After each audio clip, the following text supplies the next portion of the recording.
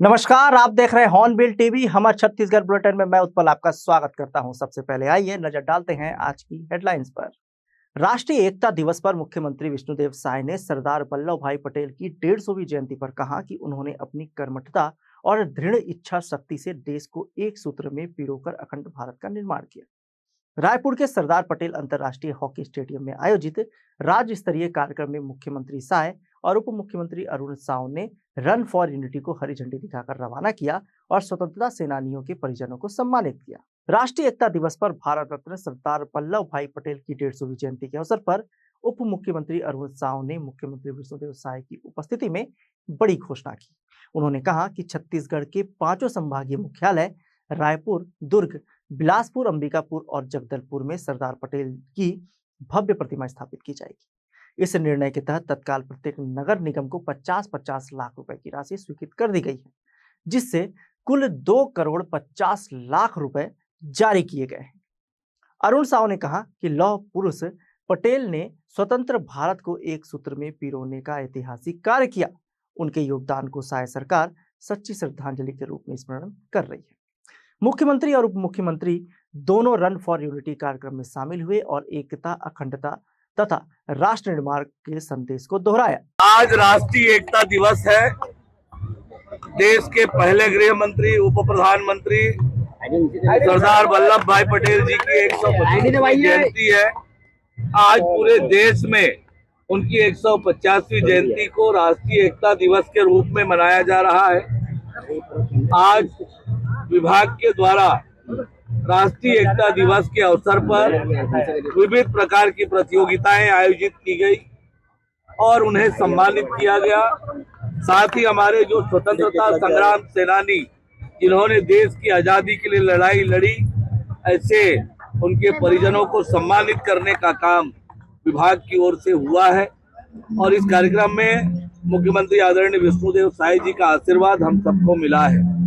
और इस अवसर पर आज हमने तय किया कि हमारे सभी 5 संभागीय मुख्यालय में सरदार वल्लभ भाई पटेल जी की आदमकद प्रतिमा का निर्माण करेंगे और इसके लिए 50-50 लाख रुपए सभी संभागीय मुख्यालयों के लिए स्वीकृत करने का निर्णय हमारे विभाग ने किया है।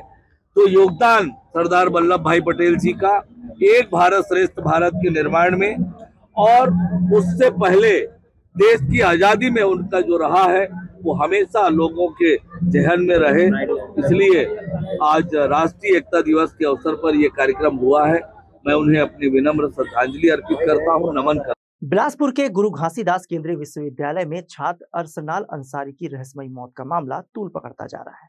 21 अक्टूबर से लापता छात्र की लाश मिलने के बाद अब छात्र संगठनों ने विश्वविद्यालय प्रशासन पर लापरवाही और मामले को दबाने का आरोप लगाया है। 2 दिन पहले एनएसयूआई के आंदोलन के बाद आज एबीवीपी ने मोर्चा संभालते हुए प्रशासनिक भवन के सामने जोरदार प्रदर्शन किया। कार्यकर्ताओं ने आरोप लगाया कि छात्र की गुमशुदगी पर प्रशासन ने एफआईआर तक दर्ज नहीं कराई, जिससे कई सवाल खड़े हो रहे हैं। एबीवीपी ने 4 सूत्रीय मांगे रखते हुए दोषी अधिकारियों, वार्डन, सुरक्षा अधिकारी और छात्र कल्याण अधिष्ठाता को निलंबित करने की मांग की है। संगठन ने मृतक छात्र के मामले की निष्पक्ष जांच के लिए रिटायर्ड जज, आईपीएस अधिकारी, अभिभावक और छात्र प्रतिनिधि की उच्च स्तरीय समिति गठित करने की मांग की है। फिलहाल विश्वविद्यालय प्रशासन ने कहा है कि छात्रों की मांगों पर विचार किया जाएगा। उस तालाब के आसपास बैरिकेडिंग करने के लिए पैसा नहीं है साहब। ये केंद्रीय विश्वविद्यालय है क्या? रोज बैडमिंटन खेल रहे हैं बस सर। जब से वो विद्यार्थी मरा है अभी तक आपके वो 2-3 शर्म लोग मुंह दिखाने आए थे हमको। उनको आप पहले सस्पेंड क्यों नहीं कर रहे? पीछे काड़ा पीछे होते काय की प्रक्रिया चल रही? पिछली बार भी प्रक्रिया के नाम पर दलाली खा के आप लोग पैसा लेकर के हम लोग को वापस करवा लेते हो। निलंबित करना चाहिए। मांग है कि वाइस चांसलर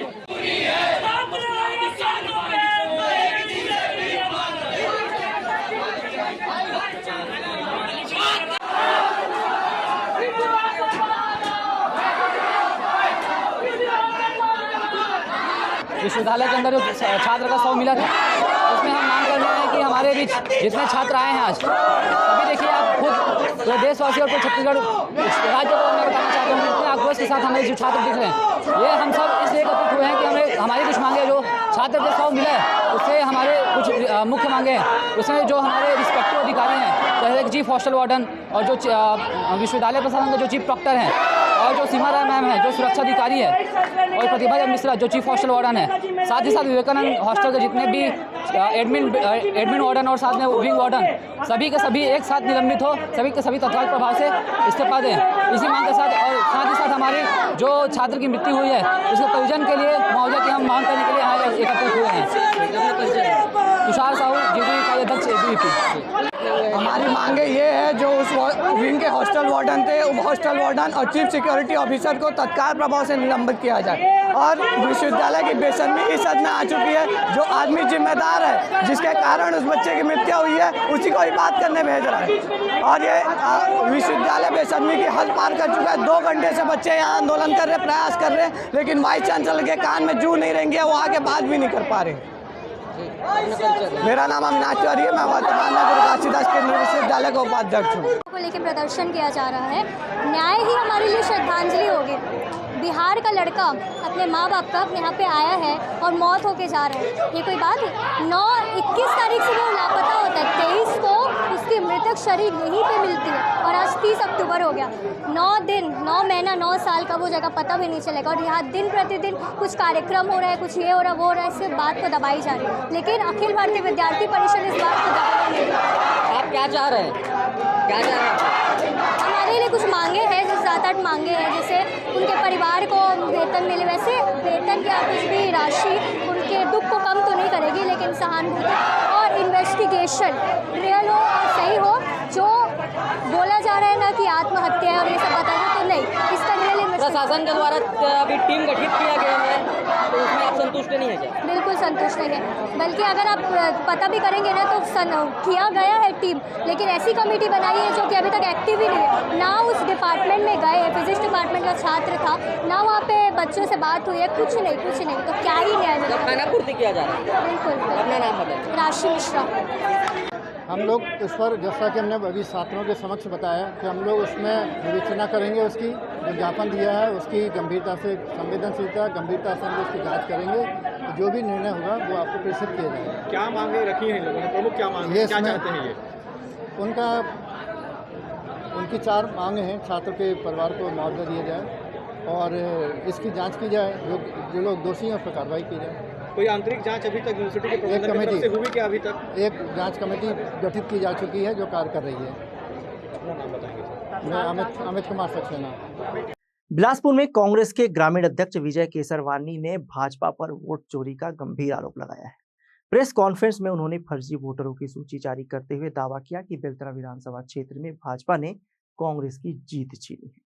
केसरवानी ने बताया कि कई मृत या 100 वर्ष से अधिक उम्र के लोगों के नाम मतदाता सूची में शामिल है, जबकि कुछ जीवित लोगों को मृत दर्शाया गया है। कांग्रेस ने इसे भाजपा और चुनाव आयोग की मिलीभगत बताया है और वोट चोर गद्दी छोड़ो अभियान शुरू करने की चेतावनी दी है। चूंकि बेलतरा विधानसभा का कांग्रेस का प्रत्याशी भी रहा हूं, इसलिए आपके समक्ष बेलतरा विधानसभा को लेकर जो 2023 के विधानसभा के चुनाव हुए थे, मैं भारतीय निर्वाचन आयोग सहित भारतीय जनता पार्टी के ऊपर वोट चोर का जो मुद्दा है आपके समक्ष साक्ष्य के साथ प्रस्तुत कर रहा हूं कि किस तरीके से 2023 में विधानसभा के चुनाव और लोकसभा के चुनाव में ये वोट चोरी भारतीय जनता पार्टी की सरकार केंद्र की सहयोग से निर्वाचन आयोग ने किया है। अभी तक कांग्रेस जिन बूथों पर मजबूत रही है, योजनाबद्ध तरीके से मतदाता का नाम मतदाता सूची से हटाया गया।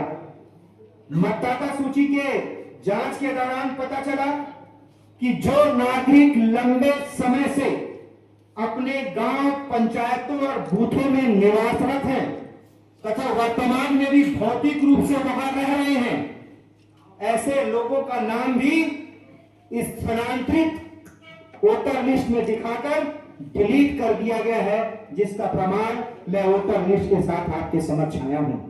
ये विचार है कि जो वास्तविक नाम मतदाता सूची में हैं जिनको अधिकार है, जिस ग्राम पंचायत, गांव, मोहल्ले, नगर डगर में लोग रहते हैं, उनका नाम यदि मतदाता सूची में, अभी हमने आपको प्रमाण दिया है, ये एक प्रमाण दिया है हमने आपको, ऐसे आपको इतने प्रमाण, बहन जी ने कहा कि एक मृत व्यक्ति का प्रमाण दिया, मैंने ऐसे 40 प्रमाण अभी दिए हैं जो वही इसी ग्राम पंचायत में रह रहे हैं, उसी वार्ड में रह रहे हैं, लेकिन उनको मतदाता सूची में डिलीटेड कर दिया गया है, स्थानांतरित कर दिया गया है और स्थानांतरित करके डिलीट कर दिया गया है, जबकि उसी पंचायत में रहे हैं। हमारा आशय ये है कि आखिर, और ये कौन सी विडंबना थी कि मैं रात को सुबह 4 बजे चाहूं और आपका, अगर आप मेरी जान पहचान की है तो मैं अपने आईडी से 4 लोगों का नाम डिलीट कर दूं। इस प्रक्रिया का निर्वाचन आयोग का पार्टी विरोध करती है।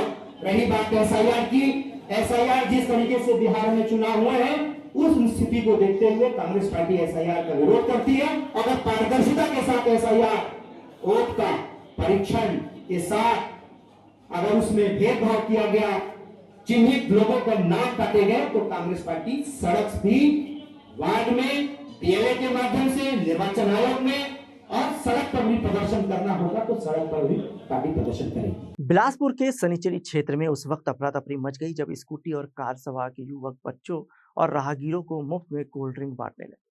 लोग पहले इसे प्रचार समझकर लेने लगे, लेकिन स्वाद अजीब लगने पर बोतल की जांच की गई तो पता चला कि ड्रिंक की एक्सपायरी डेट 31 अक्टूबर की है। जानकारी मिलते ही युवक मौके से फरार हो गए। घटना का वीडियो सोशल मीडिया में वायरल है, जिससे लोगों में भय और आक्रोश है। फिलहाल खाद्य विभाग ने मामले की जांच शुरू कर दी है और ड्रिंक के सैंपल लैब भेजे जा रहे हैं। क्या नाम से हमारे कंपनी की तरफ से बांट रहा है, आप लोग पी लीजिए। तो मैं बोली सर जी ये तो 7 तारीख को, 27 तारीख को एक्सपायरी डेट हो गया। बोले नहीं मैम अभी नहीं हुआ है, करके चल रहे हैं। यहाँ कितने लोगों को बांटा गया? फिर भी नहीं तो 50 से 60 लोग बांटे।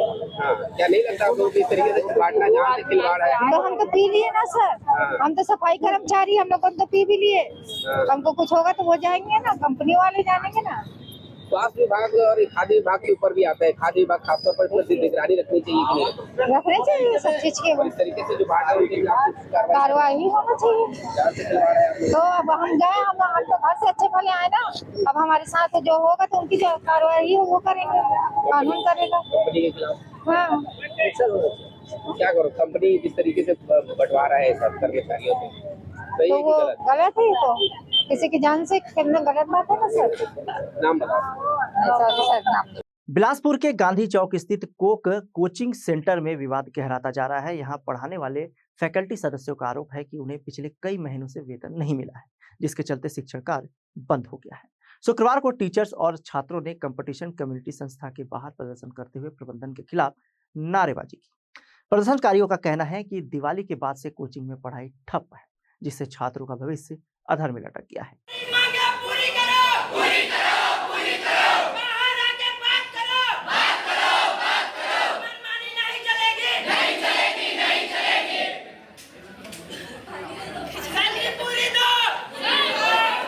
उन लोग की क्लासेस दीपावली के बाद आज तक लग नहीं रही है, बाकी जगह क्लासेस चालू हो गई है। उन लोग हमसे पूछ रहे हैं फोन लगाकर कि सर क्लास क्यों नहीं ले रहे हैं। हम लोग बोल रहे हैं भैया हम लोग क्लास लेने के लिए तैयार हैं, बशर्ते ये है कि हम लोग को जब तक पैसा नहीं मिलेगा हम लोग क्लास नहीं लेंगे। उन लोगों को कोई टीचर नहीं बुलाए हैं, उन लोग खुद से आकर हम लोग का साथ दे रहे हैं और उन लोग डायरेक्ट ये मांग कर रहे हैं कि हमको पढ़ना है तो उन्हीं टीचर से पढ़ना है जिनका डेमो देखकर हम लोग ज्वाइन किए हैं। हम लोग संस्था तो देख कर ज्वाइन नहीं किए हैं। अभी यहाँ के एमडी डायरेक्ट बच्चों को धमका रहे हैं कि तुम लोग संस्था देखकर ज्वाइन किए हो कि फैकल्टी देखकर ज्वाइन किए हो। स्टूडेंट डायरेक्ट बोल रहे हैं कि फैकल्टी देखकर हम लोग ज्वाइन किए हैं और बच्चे लोग की मांग ये है कि हमारा या तो पैसा वापस किया जाए या फिर उसी टीचर से हमारा कोर्स कंप्लीट कराया जाए। मैं सूर्या सर हूँ, यहाँ का जीएस फैकल्टी हूँ। सबसे पहले मेरा ही फोटो रखा गया है, देख लीजिए वहाँ। टीचरों का आंदोलन है सर, टीचर का आंदोलन है लेकिन साथ साथ स्टूडेंट का भी आंदोलन है। हमको अपना भविष्य दिखता है इस कोचिंग में, एक सर हमको पढ़ाते हैं, हम अपना भविष्य साकार करने आए हैं। अगर क्लासेस ही नहीं होगी, हमारी पढ़ाई नहीं होगी तो हम फिर कैसे करें, हम कहाँ जाएं? हम सर के पास ही जा सकते हैं, सर से हम इन्वॉल्व हैं, हम उनको फ़ोन करके पूछ सकते हैं कि सर आपकी क्लास क्यों नहीं ले रहे हैं, क्या हो रहा है। अगर वही क्लास नहीं लेंगे तो हम कैसे करेंगे, कहाँ जाएंगे हम? हमसे तो फीस ले लिया गया। कितना फीस लिया आपसे? 45,000। पढ़ाई नहीं हो रही? पढ़ाई हो रही थी लेकिन अभी दिवाली के बाद से लगभग 10-12 दिन हो गया, कम्प्लीटली पढ़ाई बंद है। ना ऑनलाइन हो रहा है, पढ़ाई बंद क्यों है उसका जवाब संस्था वाले देंगे। हम तो सब अपने टीचर से पूछे कि सर पढ़ाई क्यों नहीं हो रही है, सर सब पता चला कि सर उन लोग को वो पेमेंट नहीं मिला है। अब कैसे किया जाए? अब वो आप लोग मेरा नाम वैशाली जोगी है। मैं यहाँ पीएससी की तैयारी करने के लिए एडमिशन ली थी। मुझे 4 महीने हुए हैं तैयारी करते हुए यहाँ। मैं यहाँ के संस्था से कुछ दिन पहले मैं डेमो क्लास ली। डेमो क्लास से मुझे सूर्या सर मिले। सूर्या सर की पढ़ाई मुझे बहुत अच्छी लगी। मैंने डिसाइड किया कि मैं कंटिन्यू क्लास लूँगी। उसके बाद सौरभ संगम सर मिले, वो भी बहुत अच्छे सर हैं, उन्होंने पढ़ाया, उनकी क्लास अच्छी लगी। 2-3 सर ऐसे हैं जिनका मैंने डेमो लिया था, वो सर इतना अच्छा पढ़ा था कि हम सर को देख के इस कोचिंग में एडमिशन। कोचिंग तो बिलासपुर में बहुत है, लेकिन हम होता है कि हम जो सर का हम समझ पाते हैं लैंग्वेज, जिस सर से हम इंटरेक्ट कर पाते हैं, हम उनसे पढ़ाई करेंगे। कोचिंग सर को लेना देना नहीं है, हमको टीचर से लेना देना है। वैशाली जोगी। देखिए, सबसे पहले मैं आप तमाम मीडिया जगत का धन्यवाद करना चाहूँगा कि आप लोगों ने हमारी टीचर्स की और साथ साथ बच्चों की प्रताड़ना जो हो रही है, हम लोग मानसिक रूप से परेशान हैं, आपने हमारी बात सुनने आए। देखिए, मामला ऐसा है कि ये कंपटीशन कम्युनिटी संस्था जो लगभग 5-7 सालों से संचालित है, इसमें पिछले 3 साल से मैं स्वयं यहाँ कार्यरत हूँ। यहाँ फैकल्टी के पद पे बाकी जो भी हमारे साथी फैकल्टी हैं, सबका पैसे का एक बहुत महत्वपूर्ण मुद्दा है। मेरा खुद का 8 महीने का पैसा बचा हुआ है, लगभग 3 लाख रुपए। इसी तरह तमाम फैकल्टीज़ का, किसी का 3.5 लाख, किसी का 4 लाख रुपए, किसी का 2.5 लाख रुपए। तो हम लोग मानसिक रूप से परेशान हो चुके हैं। अब स्थिति ये आ गई है कि इनका कहना है, जो यहाँ के MD हैं श्री मुर्तजा हुसैन सर, कि हम पैसे अभी नहीं दे पाएंगे आप लोगों को, केवल तारीख दी जा रही है, और ये पिछले 7-8 महीनों से लगातार चल रहा है। अब स्थिति ये है कि दिवाली के बाद क्लासेस शुरू ही नहीं हो पा रहे हैं। बच्चे हम लोग को लगातार कॉल कर रहे हैं, मैसेज कर रहे हैं कि सर क्यों? तो बच्चों के भविष्य का भी यहाँ सवाल है। तो मेरा सरकार, व्यवस्था और यहाँ के तमाम लोकल जनप्रतिनिधियों से भी आग्रह है कि आप हमारी प्रताड़ना को समझें। इन बच्चों का हुजूम आप देख रहे होंगे, बच्चे भी प्रताड़ित हैं। बताइए, हमारे शिक्षक होने के लिए और कितना दुखद बात है कि बच्चा यहाँ प्रोटेस्ट कर रहा है, यहाँ बैठा हुआ है। इसको क्लासरूम में होना चाहिए था, पढ़ना चाहिए था। कोई SSC की तैयारी कर रहा है, कोई PSC के, किसी का फरवरी में एग्जाम है, किसी का जनवरी में एग्जाम है, लगातार एग्जाम लगे हुए हैं, लेकिन बच्चा मजबूर होकर ऐसा कर रहा है। और यहाँ केवल हमारी मांग एक ही है कि हमको पैसे दे दीजिए, क्लासेस शुरू हो जाएंगी। लेकिन ऐसा कुछ करने का प्लान नहीं है। और इसके पहले भी इनका ये जो बैकग्राउंड रहा है, अलग अलग जगह, राजनांदगांव, दुर्ग और रायपुर, यहाँ बिलासपुर में ही मंगला चौक की ब्रांच बंद कर चुके हैं। तो हमको इतना, हम लोग प्रताड़ित हैं, हर प्रकार से समस्याएं आती हैं परिवार में। हमने कितनी बार पैसे मांगे, लेकिन हम लोग को नहीं दिया जा रहा है। तो हम मजबूर हैं। तो हमारा व्यवस्था से, जनप्रतिनिधियों से भी आग्रह है और सरकार से भी आग्रह है कि आप हमारा सहयोग करें, क्योंकि हम लोग बाहर से आए हैं, हमारा यहाँ कोई नहीं है। तो आप लोग, क्योंकि अब हमको तो ऐसा धमकी भरी लहजे में कहा भी जा रहा है कि ज़्यादा से ज़्यादा क्या होगा, 10 दिन बंद रहेगी और उसके बाद चालू हो जाएगी, लेकिन आप लोगों का क्या होगा? तो हम आप मीडिया जगत से भी आग्रह करते हैं कि हमारी आवाज़ सरकार तक, व्यवस्था तक आप सभी पहुंचाएं। मैं इतना ही कहना चाह रहा था। आप बच्चों से भी बात करते हैं, हमारे सारी फैकल्टी भी। मेरा नाम ऋषभ पांडे है, competition community faculty academic manager. मसला यहाँ बस इतना सा है कि जो हमारे यहाँ फैकल्टीज़ हैं, जो कि कई साल से हमारे यहाँ काम कर रहे हैं संतुष्टिजनक रूप से, पिछले कुछ दिनों से उनकी सैलरी जो है वो इरेगुलर हो गई है। ठीक है, और उसका कारण ये है कि संस्थान जो है वो नुकसान में चल रहा है, और फैकल्टी ये बात जानती है। हम फैकल्टी से बात करने को रेडी हैं, लगातार उनको पैसे भी मिल रहे हैं, लेकिन दबाव बनाने के हिसाब से उन्होंने बच्चों को अपने साथ जोड़ लिया है। ठीक है, और आज भी मैं यहाँ इसीलिए आया था कि उनसे बात करें, क्योंकि बात करके ही रास्ता निकलना है, और तो कोई विकल्प होता नहीं। अब वो विद्यार्थियों को अपने साथ जोड़ लिए हैं, दबाव बनाने का प्रयास कर रहे हैं।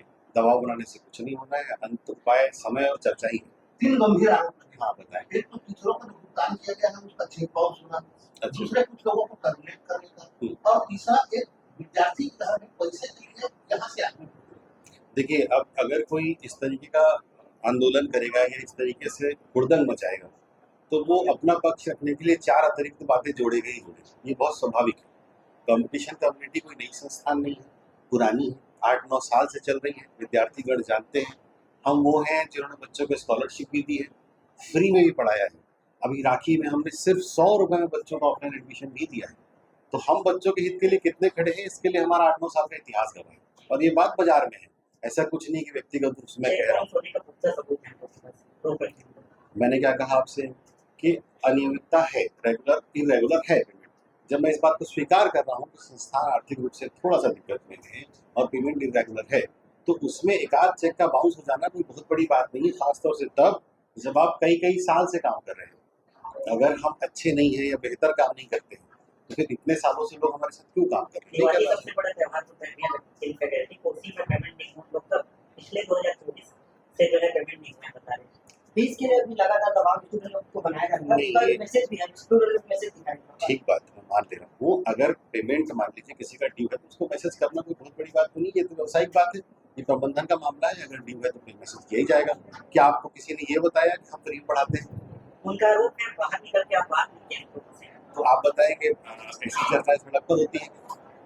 मैं यहाँ बैठा हूँ और बात करने ही बैठा हूँ। प्रदर्शन करने के कारण जो है टर्मिनेट किया गया, लेकिन नहीं, प्रदर्शन ब्लैकमेलिंग के कारण किया गया। ठीक, बच्चों को ब्लैकमेल, हमको ब्लैकमेल करने के लिए एक मैसेज बनाया गया ग्रुप में, जिसमें बच्चों को आंदोलन के लिए बुलाया गया। वो मैसेज पुराना है। 4 जगह आपका कोचिंग सेंटर चलता था, 3 जगह बंद हो चुके हैं, सिर्फ गांधी चौक में स्टार्ट है। नहीं, ऐसा नहीं है, कुल 4 जगह चलता था, 2 जगह चल रहा है। दुर्ग और राजनांदगांव हमने क्लोज किया, तो दोनों को मिलाकर एक किया गया, इसको बड़ा किया गया। अगर आपको इतनी जानकारी है तो आपको पता होगा गांधी चौक में पहले बहुत छोटा सा था, अभी बहुत बड़ा है, तो वो इसलिए भी दोनों को मिलाकर एक कर दिया गया। तो ये तो व्यवसायिक या प्रबंधकीय मामला है, तो कोई बात नहीं। कोचिंग का खुलना और बंद हो जाना कोई बहुत बड़ी बात नहीं। आपने कहा कि आपके संस्थान में नुकसान हुई, तो क्या ये भी संस्थान बंद होने की कगार पर है? नहीं, ऐसा बिल्कुल नहीं है। तो टीचर ही नहीं अब ये रहेंगे तो पढ़ाई कैसे करोगे? स्टूडेंट लोग टीचर क्यों नहीं है? टर्मिनेट किया टीचरों को, और टीचर लोग को पेमेंट नहीं हो रहा तो फ्री में तो पढ़ाएंगे? नहीं, ऐसा कुछ नहीं। इतने साल से हो रहा था। आज भी मैंने कहा कि अगर मैं यहाँ बैठा हूँ तो बात करने ही बैठा। मैंने तो आज नहीं कहा कि नहीं हो पाएगा काम, कि आपको नहीं ही दे पाएंगे, ऐसी तो कोई बात नहीं है। और इर्रेगुलर हो जाना, अगर आप लोग भी कहीं काम करते हैं तो आपको पता होगा कि कंपनियों में, सरकारी विभागों में कई बार पेमेंट 2-4, 6 महीना डिले हो जाता है। ये कोई बहुत बड़ी बात नहीं है, और इसका बैठकर रास्ता निकाला जाता है। इस तरीके से सड़क पर रास्ते तो नहीं निकाले जाते। अगर कानून ऐसा कहता है कि हम कुछ गलत कर रहे हैं, एफआईआर होनी चाहिए, तो मैं तो उसको नहीं रोक सकता। 3 महीने बाद समस्या का समाधान कैसे करेंगे? समस्या का समाधान ये है कि टीचर यहाँ बैठकर बात करें। मैंने उनसे बोला, आज सुबह मैं मीटिंग में बैठा था, वो अचानक उठ के चले गए। मैंने उनको 2 विकल्प दिए, भाई आप सभी इस सेवा में लौटिए, संस्थान को शुरू करिए, ताकि हम आर्थिक रूप से अपनी चीजों को आगे बढ़ाने में प्रयास कर सकें। विकल्प नंबर, मैं पूरा उत्तर दे दूं, पूरा उत्तर दूं आपको, जो आप बीच में रोकेंगे तो कैसे? एक सवाल पूछ लीजिए। तो एक विकल्प उनको ये था कि आप शुरू करिए क्लास लेनी, अपन पेपर पर एक बातचीत करके एक शेड्यूल फिक्स करते हैं, और उसके बाद आपका पेमेंट होता है। अगर नहीं होता है तो मैं उस पेपर पर आपको गारंटी दूंगा कि उसके बाद आप जुड़ जाओगे। या फिर अगर आप लेना नहीं चाहते तो मैं दूसरी वैकल्पिक व्यवस्था करता हूँ, बच्चों को भविष्य से नहीं कह सकते, ठीक, फिर एक नियमित समय तय करते हैं, तब तक नहीं होगा तब भी आप फ्री हाथ हो जाओगे। लेकिन अगर आप दोनों ही काम नहीं करोगे और संस्थान को चलने नहीं दोगे वाली स्थिति में आओगे, तो मैं क्या कर सकता हूँ? मान लीजिए मैं भी आपको फेस कर रहा हूँ, आपसे बात कर रहा हूँ, तो ऐसे तो नहीं चलता ना, ऐसे तो। आज के बुलेटिन में बस इतना ही। मुझे दीजिए इजाजत। देखते रहिए हॉर्नबिल टीवी।